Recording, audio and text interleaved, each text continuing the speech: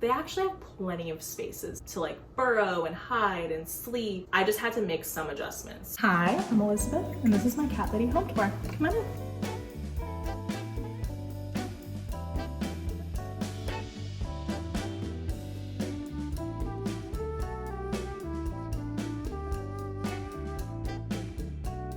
I work at an art museum downtown, and I live in Adams Morgan, DC.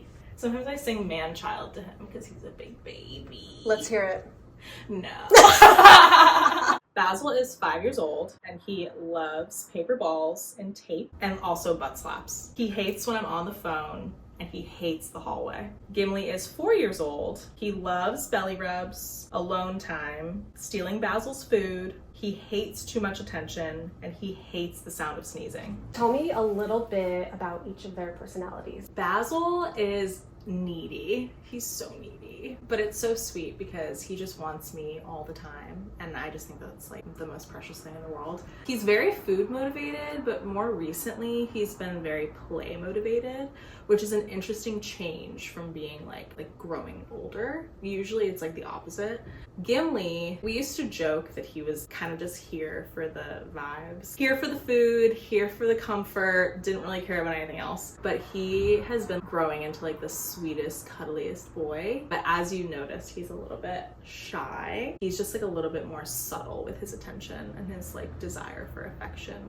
Look at that. And there he is! So tell me how you met each of them. We went through a foster who was out of Greenville, South Carolina. Her account is Mowgli's Foster Kittens, and she works with the Greenville Humane Society. And I was just on Instagram. Her account popped up because obviously that's what my feed knows that I need, is cat content. They trapped Basil's litter with his mom and his siblings. And I looked at his face and I was like, he's so wise. I just feel like there's thoughts happening in this tiny little kitten face. We drove 9 hours to go get Basil. Wow. A year later, I was like, he needs a friend. We saw Gimli at the same foster, and I was like, wait, he's solo. They found him by himself. He doesn't need to be adopted with another cat, and he's the perfect age. They're only a year apart. So I was like, we have to go back. So we drove another 9 hours each way to go get Gimli. They took 3 days to bond, and they were inseparable, just grooming each other after 3 days. And the rest is history. They nap together, they cuddle, they sleep on that window bed together. They're best friends. What are each of their nicknames? Basil has a few. Gimli has more. But Basil, I just call him like Basil baby, whiny baby, loudmouth. And then Gimli, he is so like fluffy and just like crazy looking. So he is Fluffernutter. Wow, that sounds inappropriate. Yeah. Gimbleton. And then I do like to call him like Roly Poly Oly, like from the show. It's just, he's just so round. I want to know a little bit more about Basil's namesake. So it's spelled like basil, but it's pronounced like Basil. I just feel like he's like deep down like this little old man. And my mother's father, who lived with us, he was just like the kindest, sweetest man. And he is Jamaican, so he had like this sass and this attitude that was just so heartwarming to come home to every day after school. And having him in my life really made me realize like this is love. Like he loved me so much. So when I saw Basil's face, I was like, oh, what name would suit such a face? And I was like, Basil, like my grandpa. Everyone laughed at me, but I was like, this is fine, just trust me. And he's really grown into it. And so when I tell people that story, I think it's really sweet. That's very sweet. You live in a studio. How many square feet is it?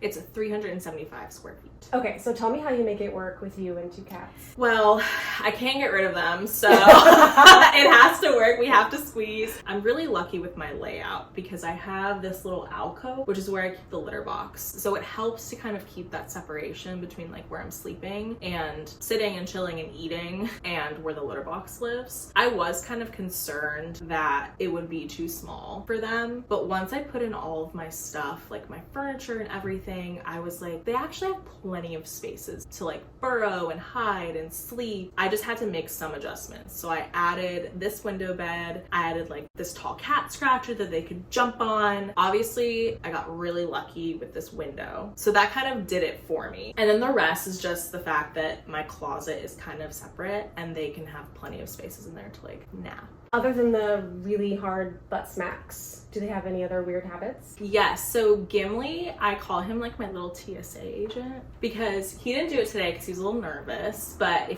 once he does get comfortable, he will sniff shoes, completely inspect. I don't know what it is. He's like always been obsessed with shoes. Basil, of course, like I mentioned earlier, he likes to burrow. If it's cold, if I have a blanket out, he'll just like be underneath it, and then sometimes I'm just like, where are you? And then I'll just like see him like rummaging. You wouldn't think in a 375 square foot apartment, sometimes I'm like, where are you? Another thing that they do that's really weird with Basil, he drowns his paper balls. So sometimes I'll come home from work and there'll just be like a paper ball in his water bowl. He definitely tries to like kill them. It's so funny and kind of dark.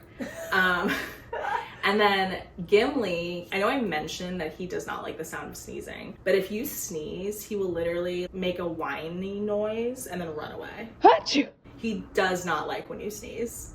Tell me how these two have made your life better. Oh my God. I love living by myself, but I think part of the reason I love living alone is because I'm with them. Like, it's us, you know? They've just shown me such like pure love and affection, and being able to like come home to just like being greeted and being like, we missed you, is really special. Do you have a controversial cat opinion? I do. Let's hear it. Keep your cats inside. Unless this cat that you've been taking care of in some capacity is part of an outdoor cat colony, I do not believe in indoor-outdoor cats. Keep your cats inside. Let them out in the backyard. That's what I used to do. But like indoor, outdoor, no, we're not doing that. Too scary out there. It's very scary. Okay, so this is like one of my prized possessions. A cat jacket that my friend Emily gave to me. She thrifted it and mailed it to me, and I'll model it for you. Oh, please do. Yes. Oh my gosh, it's so I good. always joke that I'm just gonna be buried in this. Oh my God. It's the best. It is the best. Actually, come this way. I'm gonna send you into the bathroom. Okay. These little sketches. So I drew Gimli and I placed them over these like old white men. So perfect. And this is our my ex's cat Saga that I drew. And honestly, hers came out the best. That's so cute. And then Basil's is in the hallway. His did not come out as good. So oh no, it's so cute. And then this is like a little postcard that I found somewhere. It says like, to greet you. It's kind of spooky. That is kind of spooky. It's kind of cool. And then this guy, I got this recently. It is so heavy. There was this like recently closed thrift store, vintage store called Miss Pixie's, and it was like a DC institution. Like, she was here for years and she just recently closed and is going to be replaced with a new store. But this is where I got that. I do not know the artist. I asked, and I even like tried to like reverse Google search it.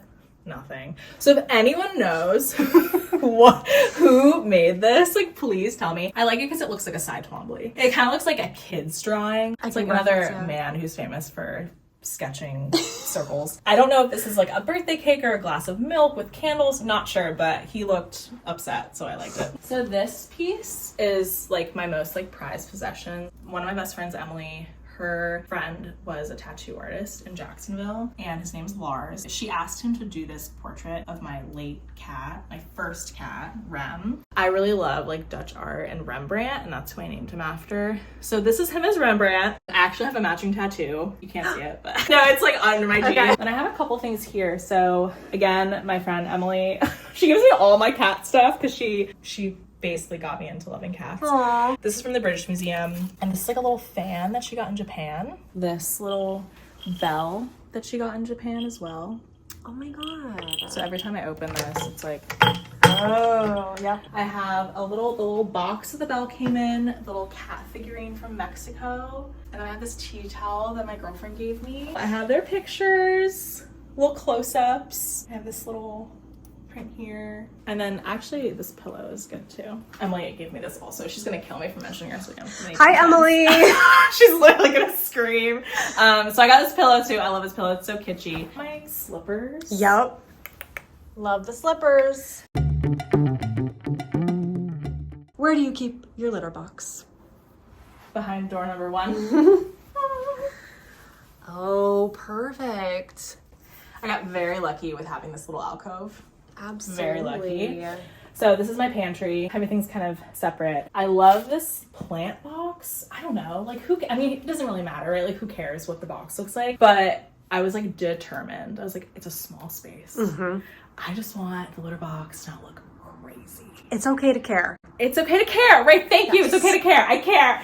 So I care a little too much. And then this litter genie, I have to mention, it's the easy roll. It works so much better than the other ones. Well, how does frankly. it work? How does it work differently? Basically, okay, so this here, you just kind of like take it out, and instead of like having to tie it at the bottom is already sealed. So when you open it, it's open at the top. So you don't have to worry about like, did I not tie the bottom tight enough and then all the litter falling out? I actually have the litter genie where I worry about that, so Yes. I didn't know this existed. Good to know. I keep my litter in here. I use this scoop away. They come in like these incredible small containers that just make it so much easier to dump into the box, so I don't have to hurt my back, and then they fit so well. Okay. This locker holds like everything, literally. I do give them half wet, half dry. I am pro wet. Like, I firmly believe that you should give your cats wet food, honestly only wet, but here's the thing. I'm human and I have a life.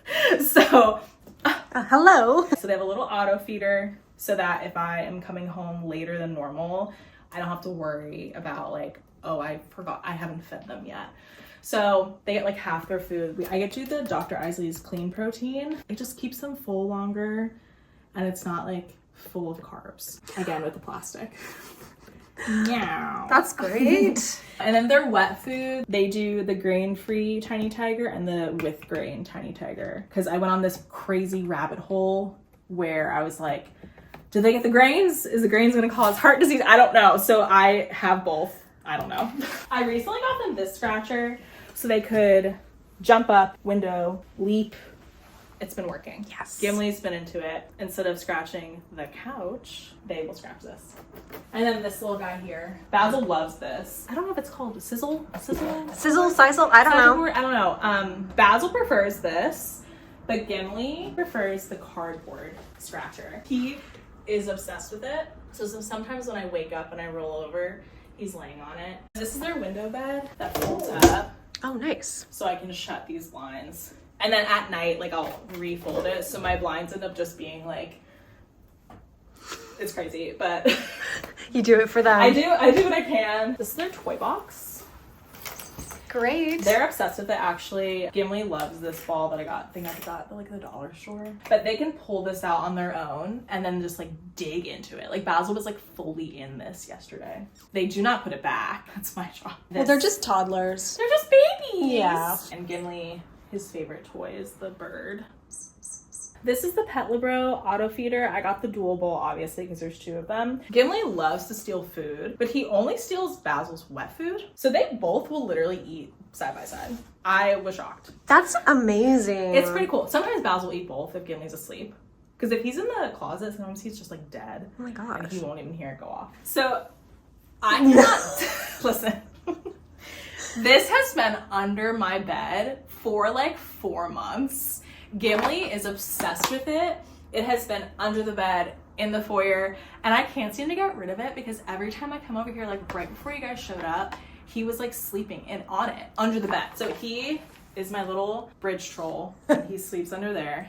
And then this box, I had to take the tape off because Basil likes to eat the tape. So Gimli loves the box. I couldn't get rid of it. I got these like cute little ceramic bowls because, again, I care. Basil gets set on the counter because Gimli will steal it otherwise. So usually they're much more vocal. Gimli, he might not even go for it. He's being pretty brave, I think. Yeah, you are. I think it was those belly rubs you gave him. You're probably gonna throw up as soon as they leave, but that's okay. Oh my gosh. Well, that's the tour. Thanks for stopping by. And they're done with their food now, so they're probably gonna go puke.